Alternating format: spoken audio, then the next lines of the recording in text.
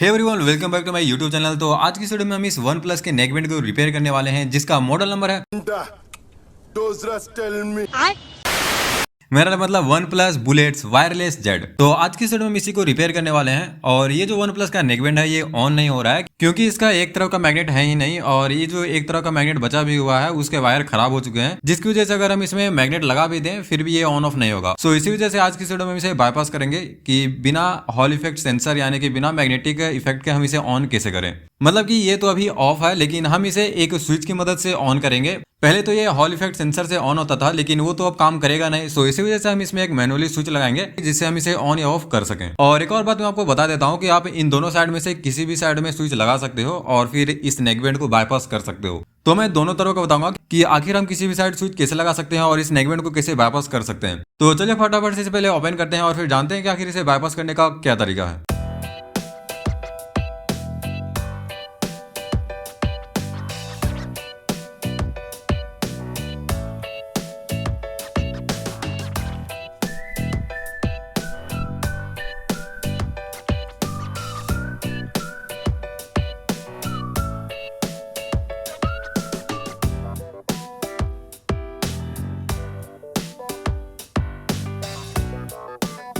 तो अभी आप देख सकते हो ये पूरी तरीके से ऑन हो चुका है। तो अब मैं आपको बताता हूँ कि आखिर इस साइड पर आप स्विच कैसे लगा सकते हो इसे बाईपास करने के लिए।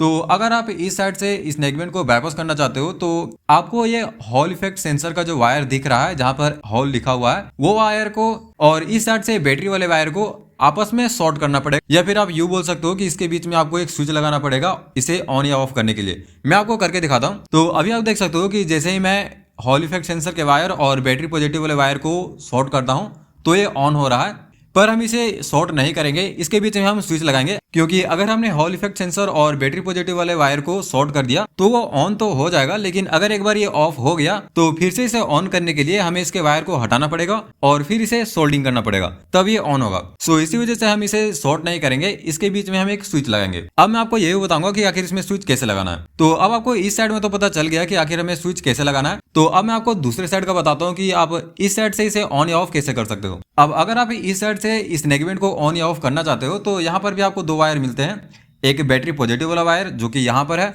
और एक हॉल इफेक्ट सेंसर वाला वायर जो कि यहाँ पर है। अगर आप इन दोनों पॉइंटों से दो वायर को निकाल करके और स्विच में कनेक्शन करते हो तो उससे भी ये मैनुअली स्विच हो जाएगा और फिर आप इसे आराम से ऑन या ऑफ कर सकते हो। तो आपको जिस साइड बेटर लगे आप उस साइड स्विच लगा सकते हो। और इस नेक बैंड में अगर छोटा सा स्विच लगाया जाए तो अच्छा रहेगा, क्योंकि ज्यादा बड़ा अगर स्विच आप लगाओगे तो उसे देखने में अच्छा लगेगा नहीं। बाकी अगर आपके पास वन प्लस वायरलेस जेड का नेक बैंड है उसमें आपको स्विच लगाने का जरूरत नहीं पड़ेगा, बिना स्विच लगाए ही आप उसे ऑन या ऑफ कर सकते हो। अब उसमें आखिर कनेक्शन कैसे होता है वो आप मेरे यूट्यूब चैनल पर जाकर के देख सकते हो, या फिर मैं अपने डिस्क्रिप्शन बॉक्स में इसका लिंक दे दूंगा।